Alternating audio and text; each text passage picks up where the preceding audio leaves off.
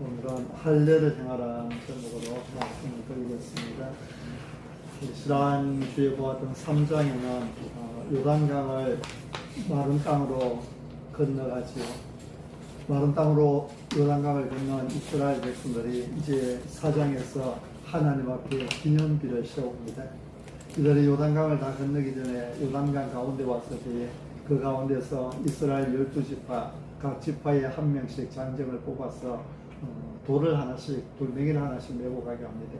그래서 그 돌멩이를 메고 강을 건너서 길갈이라는 곳에 와서 그곳에서 돌들을 쌓고 이것은 하나님께서 어떻게 요단강을 건너게 하시는가 기념하게 하는 그런 기념비를 세우는 것이 4장의 내용입니다. 요단강을 굳게 밟고 서 있었던 제사장들, 백성들이 다 건너고 나서 그들이 땅으로 나왔을 때에 요단강을 다시 원래대로 흘러가게 되었지요.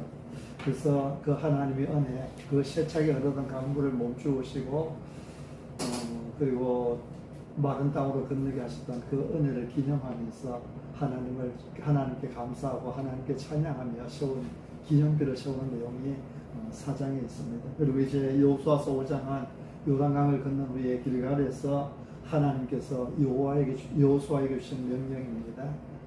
기념비를 세우고 돌을 세우고 기념하게 한 후에 그리고 하나님께서 명령을 주십니다. 2절에 보십시오. 그때 여호와께서 여호수아에게 이르시되 너는 부싯돌로 칼을 만들어 이스라엘 자손들에게 다시 할례를 행하라 하시매. 하나님은 할례를 행하라 이렇게 명령하십니다. 이제 막 요단을 건너온 여호수아에게 부싯돌로 칼을 만들어서 이스라엘 자손들에게 다시 할례를 행하라 이렇게 말씀합니다. 부싯돌로 칼을 만들어라. 석기 시대에서는 말씀하고 있는 것이죠. 부싯돌을 가지고 칼을 만들어서 그것을 가지고 할례를 행하라. 여러분 지금 이 시점에서 어떻게 하나님은 할례를 행하라 이렇게 말씀하실 수 있겠습니까? 지금 이스라엘 자손들은 요단강을 건너서 이제 약속의 땅 가나안 땅에 첫 발을 내딛었습니다. 근데 그 땅은 이스라엘이 들어가서 그냥 차지하면 되도록 준비되어 있는 그런 땅이 아니었습니다. 그 땅에는 가나안 사람들이 살고 있었지요. 여호수아와 이스라엘 백성들은 그 땅을 싸워서 취해야 했습니다. 지금 눈앞에는 적들이 그들을 기다리고 있습니다. 근데 이런 시점에 하나님은 이스라엘 자손들에게 할례를 행하라고 명령하시는 것입니다. 여러분 할례가 무엇인지 아시지요? 할례는 남자들에게 행하는 포경수술입니다. 포경수술인데 할례는 거기에 영적인 의미를 덧붙이고 있습니다. 할례는 하나님의 약속의 백성이다. 하나님의 약속의 백성이 된 표로서 받는 것입니다. 하나님은 지금 적을 눈앞에 두고 있는 지금 이스라엘 자손들에게 할례를 행하라고 명령하십니다. 여러분 하나님께서 어떻게 이 시점에 할례를 명하실 수 있습니까? 적과의 전쟁을 눈앞에 봐두고 있는 바로 이때에 어떻게 할례를 말씀하실 수 있습니까? 남자들이 할례 받고 어떻게 나가서 싸울 수 있겠습니까? 할례는 하나님의 백성이 된 표로서 받는 것입니다. 할례를 받았다는 것은 이제 하나님의 백성이 되었다는 표시인 것이지. 하나님은 아브라함에게 내가 영원히 너와 내 후손의 하나님이 될 것이다 약속하셨습니다. 내가 너와 내 후손을 심히 번성하게 하겠다. 또 이 땅 가나안 땅을 너와 내 후손에게 주어 영원한 기업이 되게 하겠다 약속하셨습니다. 그리고 그 약속의 표시로 할례를 받게 했던 것입니다. 그러니 아브라함의 자손, 하나님의 약속의 자손이 할례를 받는 것은 어쩌면 당연한 일이었습니다. 나는 하나님의 약속을 받은 하나님의 자녀다. 하나님은 내 하나님이 되시고 나는 하나님의 백성이다. 하나님께서 나를 번성하게 해주실 것이다. 하나님께서 내게 가나안 땅 영원한 천국을 기업으로 주실 것이라는 표시가 바로 할례입니다. 그러니 하나님의 약속의 자녀라면 당연히 할례를 받아야 했습니다. 하나님께서 아직 할례 받지 않은 백성들에게 할례를 행하라고 명령하는 것은 사실 조금도 이상한 것이 아닙니다. 그런데 중요한 것은 왜 하필이면 이때냐 하는 것이죠. 왜 하필이면 지금이냐 하는 것입니다. 왜 하필이면 적을 앞에 두고 있는 이 시점에 할례를 받으라고 말씀하시냐는 것이죠. 여러분 이상하지 않습니까? 이스라엘이 지금 당장 눈앞에 있는 적들과 싸워야 한다는 그 사실을 하나님께서 모르실 리가 없지요. 근데 왜 하나님은 하필 지금 할례를 행하라고 명령하시는 것입니까? 할례를 받아야 한다면 요단강을 건너기 전에 받으라 하시든지, 아니면은 이제 싸움이 다 끝나고 가나안 땅을 다 정복한 후에 받으라고 하시면 되지, 왜 하필이면 적을 코앞에 두고 있는 지금 할례를 받으라고 하는 것이겠습니까? 할례를 받은 남자는 그 상처가 다 낫기까지는 힘을 쓸 수도 움직일 수도 없다는 것을 하나님께서 모르실 리 없잖아요. 아무리 용감한 용서를 할지라도 할례를 받은 사람은 그 상처가 다 아물기까지는 나가서 싸울 수 없다는 사실을 하나님도 아실 것 아닙니까? 근데 하나님은 왜 전쟁을 목전에 두고 있는 지금 이 시점에 할례를 행하라고 말씀하시는 게 있습니까?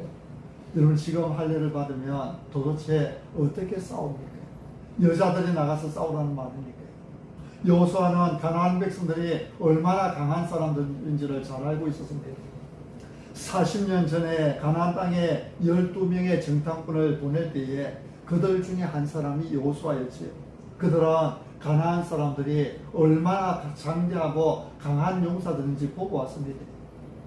그래서 12 중에 여호수아와 갈렙은 비록 그들이 강할지라도 하나님께서 우리와 함께 하시면, 하나님께서 우리를 도와주시면 그들은 우리 밥이라고 믿음으로 보고했습니다.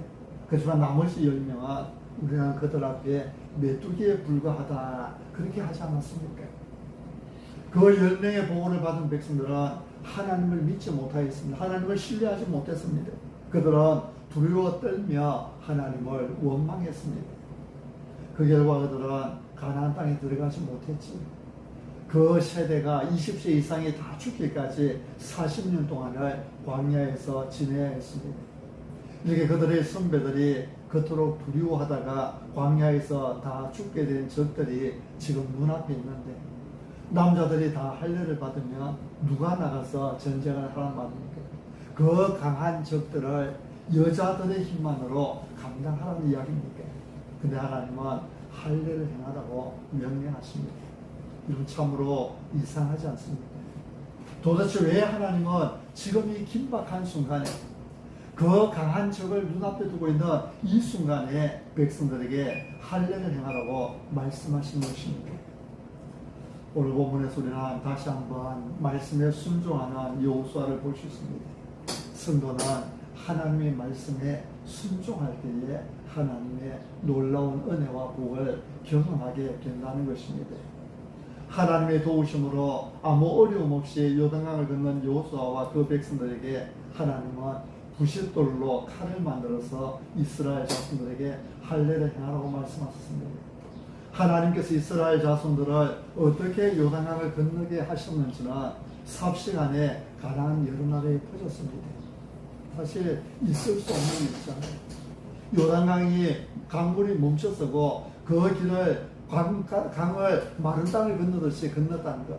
가뭄일 때가 아니라 물이 언덕 위에 차고 넘치는 그 시대에 강물이 말라서 그곳으로 건넜다는 것, 있을 수 없는 일이잖아요. 그런 소식을 가나안 땅에 살고 있던 그 모든 사람들이 이미 들었다는 것입니다. 우리 1절 말씀을 다시 보십시오. 요단 서쪽의 아모리 사람의 모든 왕들과 해변의 가나안 사람의 모든 왕들이 여호와께서 요단물을 이스라엘 자손들 앞에서 말리시고 우리를 건너게 하셨음을 듣고 마음이 녹았고 이스라엘 자손들 때문에 정신을 잃었더라. 요단 서쪽의 아모리 사람의 모든 왕들과 해변의 가나안 사람의 모든 왕들, 지금 이스라엘 백성들이 요단강을 건너서 들어간 가나안 땅에 살고 있는 그 모든 왕들을 이야기하는 것입니다. 그들이 들었다는 것입니다. 그들이 듣고 마음이 녹았고 정신을 잃었다는 것이지요. 무엇을 들었습니까? 하나님께서 어떻게 요단강을 마르게 하셨는지를 들었습니다. 하나님께서 어떻게 이스라엘 자손들을 건너게 하셨는지를 들었습니다. 그들은 하나님께서 하신 이 일을 듣고 마음이 녹았습니다. 정신을 잃었습니다. 세상에 어느 신이 흘러내리는 강물을 멈추게 하고 마른 땅을 지나가듯이 강을 건너게 할 그런 신이 어디에 있습니까? 이스라엘 하나님 여호와께서 이스라엘 자손들 앞에서 이 놀라운 기적을 보이셨음을 듣고 다 놀란 것입니다. 그래서 마음이 녹았고 정신을 잃었습니다. 여러분, 이스라엘 백성들만 가나안 사람들을 두려워한 것이 아니었습니다. 가나안 사람들 역시 이스라엘 백성들을 두려워하고 있었습니다. 여호수아가 가나안 땅을 정복하기 전에 두 사람을 여리고 성에 보내서 그 땅을 정탐하게 하시요. 여리고 성의 기생 라합이 이들에게 들려준 이야기를 보면 이들이 얼마나 이스라엘을 두려워하고 있었는지를 알 수 있습니다. 여리고 성의 기생 라합이 여호수아가 보낸 두 명의 정탐꾼을 숨겨주고 그 위에 그들에게 한 이야기가 2장에 나와 있는데요. 2장에 보면 라합이 이렇게 말합니다. 우리가 너희를 심히 두려워하고 이 땅 주민들이 다 너희 앞에서 간담이 녹나니 이런 너희가 애굽에서 나올 때에 여호와께서 너희 앞에서 홍해 물을 마르게 하신 일과 요단 저쪽에 있는 아모리 사람의 두 왕 시온과 오게 행한 일 곧 그들을 전멸시킨 일을 우리가 들었습니다. 우리가 듣자 곧 마음이 녹았고 너희로 말미암아 사람이 정신을 잃어나니 너희 하나님 여호와는 위로는 하늘에서도 아래로는 땅에서도 하나님이십니다. 가나안 땅에 살고 있던 사람들, 지금 라합이 이 말을 할 때는 아직 요단강을 건너기 전이지요. 40년 전에 일어났던 그 일들, 홍해를 건널 때에 그 바다를 마른 땅같이 건너게 하셨던 하나님, 그리고 광야 40년 지나오는 동안에 그 광야에 살고 있던 그 강한 두 왕, 아모리 사람의 두 왕 시온과 옥에게 어떻게 행했는지 그들을 듣고 마음이 녹았다는 것입니다. 그들로 말미암아 정신을 잃었다는 것이죠. 그래서 라합은 고백합니다. 너희의 하나님 여호와는 위로는 하늘에서도 아래로는 땅에서도 하나님이십니다. 너희의 하나님 여호와는 상천하지의 하나님이시다. 그렇게 고백한 것입니다. 이미 가나안 땅에 살고 있던 그 사람들, 하나님께서 이스라엘 위에 행하시는 그 일들을 다 듣고 있었습니다. 이스라엘 백성들이 광야에서 우리는 그들 보기에 메뚜기 같을 뿐이라고 낙담하고 낙심하고 좌절하고 불평하고 있을 때도 사실은 그들은 오히려 이스라엘 때문에 후들후들 떨고 있었던 것이죠. 그들이 이스라엘 백성들이 집에 겁을 먹어 못 들어간 것이지 여호수아와 갈렙 같은 믿음만 있었다면 가나안 모든 족속은 이스라엘 밥이 되었고 광야에서 40년 동안이나 고생할 필요가 없었던 것입니다. 지금도 마찬가지입니다. 홍해를 가르시고 이스라엘을 건너게 하시며 광야에서 그들의 모든 대적들을 전멸하게 하시는 하나님께서 이제 다시 요단강을 마르게 하시고 이스라엘 백성들을 건너게 하시다는 소식을 듣거나 가나안 모든 왕들이 이미 마음이 녹았고 정신을 잃었습니다. 40년 전에 하나님께서 행하신 그 일들을 생각할 때마다 간이 콩알같이 오그라들었겠지만 그러나 40년 전이 아니라 지금 얼마 전에도 이들이 요단강을 마른 땅으로 건넜다는 소식을 듣거나 이들의 마음이 녹았다는 것입니다. 그들은 소문만 듣고도 두려워 떨었습니다. 그 두려움 때문에 이제 가나안 사람들은 완전히 정신을 잃고 어쩔 줄 몰라 당황하고 있습니다. 그렇다면 여러분, 지금이야말로 여호수아가 이스라엘 백성들을 끌고 여리고성을 공격할 좋은 기회 아닙니까? 이미 여리고의 가나안 사람들은 마음이 녹았습니다. 정신을 잃었습니다. 사기가 떨어졌습니다. 이스라엘 소리만 들어도 혼비백산했을 것입니다. 정신을 차리기 전에 이들을 공격해야 하지 않겠습니까? 마음이 녹아서 싸워볼 용기도 없이 두려워 떨고 있는 이때에 공격해야 하는 것 아닙니까? 게다가 이스라엘 사람들은 일심단결해서 여호수아를 따르고 있습니다. 하나님의 놀라운 능력을 경험하며 그들은 사기가 하늘을 찌르더랬습니다.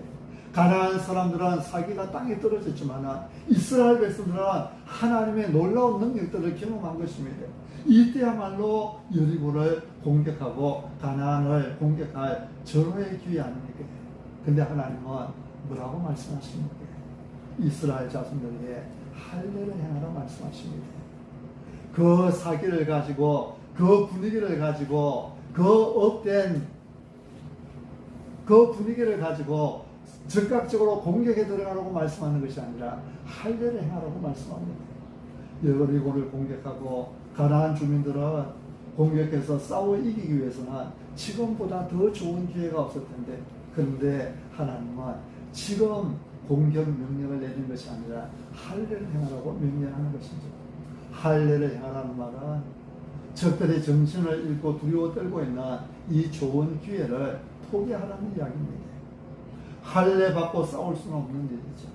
할례 받고 싸우러 나가면 가서 싸워보기도 전에 질 것은 뻔한 일입니다. 근데 하나님은 지금 이 순간에 할례를 행하라고 명령하십니다. 여러분, 하나님께서 왜 지금 이 순간에 이스라엘 백성들에게 할례를 행하라고 말씀하실까요? 하나님께서 보실 때에는 여리고성을 무너뜨리고 승리하는 것보다 이스라엘에게 더 중요한 것이 있었습니다. 이스라엘은 빨리 승리하기를 원하였습니다. 빨리 그 여리고성이 무너지는 것을 보고 싶었습니다. 그러나 하나님께서 보실 때에는 여리고성이 무너지는 것이 급한 것이 아니었습니다. 하나님에게 있어서는 여리고성은 아무것도 아니었습니다.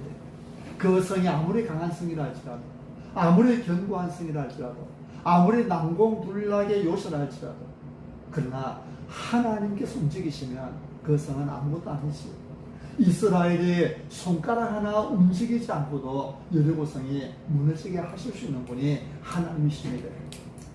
우리는 빨리 부자가 되고 싶어 합니다. 병이 치료되고 건강을 회복하고 싶어 합니다. 자녀가 잘되고 성공하는 것을 빨리 보고 싶어 합니다. 물질의 복을 받고 싶어 하고 건강의 복을 받고 싶어 합니다. 가정의 화목한 복을 받고 싶어 합니다. 그러나 하나님의 생각은 우리의 생각과 다릅니다. 하나님은 우리에게 물질의 복을 주시기 전에 우리가 하나님의 사람으로서 준비되어 있기를 원하십니다. 우리가 자녀가 잘되는 복을 받고 가정의 화목한 복을 받기 전에 먼저 우리가 하나님의 사람으로 준비되어 있기를 원하십니다. 우리가 준비되어 있으면 하나님은 우리가 원하는 복은 한순간에도 주실 수 있습니다. 중요한 것은 우리가 먼저 준비되는 것입니다. 우리를 하나님의 사람으로, 형통한 사람으로, 복받을 사람으로 준비시키기 위해서 하나님은 우리가 고통의 터널, 슬픔의 터널을 통과하기도 하신 것이지요. 이스라엘 백성은 당장 나가서 여리고성을 무너뜨리기를 원하였지만, 그러나 하나님은 이들이 먼저 하나님의 백성으로 준비되기를 원하셨습니다. 여리고성은 하나님께서 허락하실 때에 그냥 그 주위를 돌기만 해도 무너져 내리는 것입니다. 하나님은 왜 하필이면 적들을 눈앞에 두고 있는 이때에 할례를 행하라고 말씀하셨을까요? 그 첫 번째 이유는 이스라엘과의 언약 관계를 회복시키기를 원해서입니다. 이스라엘은 하나님의 언약의 백성입니다. 하나님은 갈대아 우르에서 아브라함을 불러내시며 아브라함과 언약을 세우셨습니다. 그리고 그 언약의 표징으로 아브라함과 그 후손이 할례를 행할 것을 명령하셨지요. 아브라함의 후손인 이스라엘은 그 몸에 하나님과의 약속의 표를 갖게 되었습니다. 그 표로 말미암아 그들은 우상 숭배하는 이방 나라들과는 다른 거룩한 백성이요 하나님의 소유된 백성이라고 하는 특권 의식을 가지고 살 수 있었습니다. 그런데 광야 40년 동안 그들은 이 할례 의식을 행하지 않았습니다. 40년 전 가데스 바네아에서 그들은 하나님만 의지해서 약속의 땅에 들어가는 것을 거부했습니다. 그래서 갈렙과 여호수아만 제외하고는 기성세대, 당시 20세 이상이었던 모든 사람이 다 죽기까지 그들은 광야에서 유리하며 하나님의 훈련을 받아야 했습니다. 이제 새로운 세대가 자기들의 기업을 차지해야 할 때가 되었습니다. 그들은 그 땅을 차지하기 위해 요단강을 건너 가나안 땅으로 들어왔습니다. 이들은 하나님의 이름으로 가나안 땅을 차지해야 했습니다. 그들의 승리는 하나님의 승리가 되어야 하는 것이죠. 그러기 위해서 하나님과의 언약의 관계가 중요했던 것입니다. 여러분, 성도들에게 중요한 것은 하나님과의 관계입니다. 하나님 없는 승리는 승리가 아닙니다. 하나님 없는 복은 복이 아닙니다. 그들이 아무리 여리고성을 무너뜨리고 아이성을 정복하고 기본과 예루살렘과 헤브론을 정복한다 할지라도 하나님 없는 승리는 그들에게 무의미했습니다. 마찬가지로 우리가 아무리 건강하게 오래 살아도, 우리가 아무리 돈을 많이 벌어 떵떵거리며 산다 할지라도 하나님 없으면 그 모든 것은 헛될 뿐입니다. 그래서 우리는 우리에게 무엇보다 먼저 필요한 것은 하나님과의 관계 회복인 것입니다. 하나님과의 올바른 관계를 회복하는 것입니다. 그래서 하나님은 이 중요한 시점에 먼저 할례를 행하라고 말씀하시는 것입니다. 지난 40년 동안이나 미루어왔던 할례인데 가나안 땅을 다 정복하고 난 후에 할례를 행할 수도 있지만 그러나 전쟁을 목전에 두고 할례를 행하게 하신 것은 가나안 땅에 들어가기 전에 먼저 하나님과의 관계를 새롭게 하라는 것입니다. 먼저 믿음을 회복하라는 것이죠. 사랑하는 성도 여러분, 여러분은 지금 하나님과 올바른 관계를 맺고 계십니까? 혹시 하나님과의 관계의 재단이 무너지고 그저 그렇게 타성에 젖어 신앙생활하고 있지는 않습니까? 이제 진지하게 우리 자신을 한번 돌아봐야 됩니다. 나는 지금 하나님의 은혜를 받을 준비가 되어 있는지, 하나님께서 날 위해 준비해 놓으신 복을 받을 준비가 되어 있는지 자신을 점검해 봐야 됩니다. 그래서 먼저 믿음에 굳게 서는 그런 우리의 모습이 되어야 하는 것이지. 마태복음에 보면은 하나님께서 우리에게 구하라 찾으라 문을 두드리라 말씀하시면서 너희가 악한 자라도 자식에게 좋은 것으로 줄 알거든. 하물며 하늘에 계신 너희 아버지께서 구하는 자에게 좋은 것을 주시지 않겠느냐 이렇게 말씀합니다. 하나님께서 구하는 자에게 좋은 것을 주시지 않겠느냐. 그 같은 말씀을 누가복음 11장에서는 하물며 하늘에 계신 너희 아버지께서 구하는 자에게 성령을 주시지 않겠느냐 이렇게 말씀합니다. 마태복음에서는 좋은 것을 주시지 않겠느냐 했는데 누가복음에서는 성령을 주시지 않겠느냐. 우리는 하나님 앞에 기도할 때에 좋은 것 얻기를 구하지요. 병든 사람은 병이 낫는 것이 좋은 것입니다. 가난한 사람은 물질의 부유함을 얻는 것이 좋은 것입니다. 외로운 사람은 주변에 많은 새로운 친구들을 얻는 것이 좋은 것입니다. 좋은 것을 하나님께서 우리에게 주시지 않겠느냐. 건강이 좋은 것이고 부가 좋은 것이고 친구들이 좋은 것이고 여러 가지 세상에 좋은 것들이 많이 있습니다. 근데 누가복음에는 성령을 주시지 않겠느냐 그렇게 말씀합니다. 그 많은 좋은 것 중에 가장 좋은 것이 무엇이냐? 성령 하나님께서 우리에게 찾아오시는 것, 이것보다 더 좋은 것은 없다는 것이죠. 우리가 하나님 앞에 기도하고 구할 때에 하나님께서 우리에게 성령을 주시겠다는 것입니다. 부와 건강과 인생의 그 모든 좋은 것들, 그것을 다 포괄하는 것이 성령입니다. 성령 하나님께서 나와 함께 계시면 그 하나님께서 우리에게 가장 좋은 것 언제나 주시겠다는 것이지요. 인생에 좋은 것들이 있습니다. 굿이 있지요. 보다 더 좋은 것, 더 좋은 것도 있습니다. 영어로 베터가 있습니다. 그리고 가장 좋은 것이 있습니다. 베스트가 있죠. 우리의 가장 좋은 것은 하나님께서 나와 함께 하십니다. 하나님께서 나와 함께 하시면 성령님께서 우리에게 주어지면 그 이후에는 다른 모든 좋은 것들은 따라오게 되어 있는 것입니다. 하나님과의 관계가 우선이라는 것이죠. 여리고성을 정복하는 것, 아이성을 정복하는 것, 약속의 땅 가나안 땅을 정복하는 것, 그래서 그곳에서 자기들의 보금자리를 터는 것 좋은 것입니다. 그러나 그 이전에 더 좋은 것, 가장 중요한 것은 하나님과의 관계가 먼저 회복되어야 하는 것이죠. 하나님께서 할례를 행하라고 말씀하시는 두 번째 이유는 무엇입니까? 그것은 그들의 믿음을 테스트해 보는 것입니다. 믿음을 테스트하시는 것입니다. 요단강을 건넌 이스라엘은 여리고에서 얼마 떨어지지 않은 곳에 진을 치고 있었습니다. 근데 이제 할례를 행하면 모든 군사를 포함해서 이스라엘 모든 남자들이 모두 며칠 동안 움직이지 못하게 됩니다. 만약 이 정보가 여리고성에 있는 적들의 손에 들어간다면 두려움에 마음이 놓고 정신을 잃었던 적이 다시 일어날 것입니다. 적들에게는 지금 이 순간이 이스라엘을 공격해서 없애버릴 절회의 기회가 되는 것이죠. 따라서 여호수아와 이스라엘 백성이 하나님께 대한 믿음이 없다면 할례를 행하라는 이 명령에 순종할 수 없을 것입니다. 하나님은 이 믿음을 시험하고 계시는 것입니다. 너희가 정말 내 말에 순종할 수 있느냐? 이 위기의 순간에도 나를 믿고 내 말을 따를 수 있느냐? 시험하고 계시는 것입니다. 여러분, 이스라엘의 승리의 비결은 언제나 하나님의 말씀에 순종하는 것이 있습니다.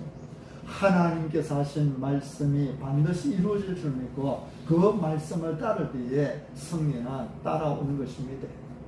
여호수아서 1장 7절에서 하나님은 말씀하셨습니다. 우리 앞장에 있으니까요. 1장 7절을 같이 한번 찾아서 읽어보시겠습니다. 1장 7절 한번 같이 읽으시겠습니다. 7절 8절을 같이 읽겠습니다. 오직 강하고 담대하여 나의 종 모세가 내게 명령한 그 율법을 다 지켜 행하고 우르나 자르나 치우치지 말라. 그리하면 어디로 가든지 형통하리니 이 율법책을 여러 써서 떠나지 말게 하며 주야라고 그것을 묵상하여 그 안에 기록된 대로 다 지켜 행하라. 그리하면 내 길이 평탄하게 될 것이며 내가 형통하리라. 아멘.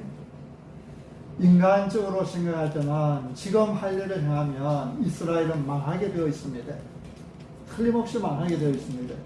그러나 하나님을 믿는 믿음으로 그 말씀에 순종할 때에 이스라엘은 그 길이 평탄하고 형통하게 될 것입니다. 여러분, 여호수아가 하나님의 말씀에 순종하여 적들의 코앞에서 할 일을 행하였을 때 하나님은 어떻게 역사하셨습니까? 하나님의 군대 대장을 그들 가운데 보내주셨습니다. 단지 성을 돌기만 하는 것으로 그 강하고 견고한 성 여리고를 무너뜨려 주셨습니다.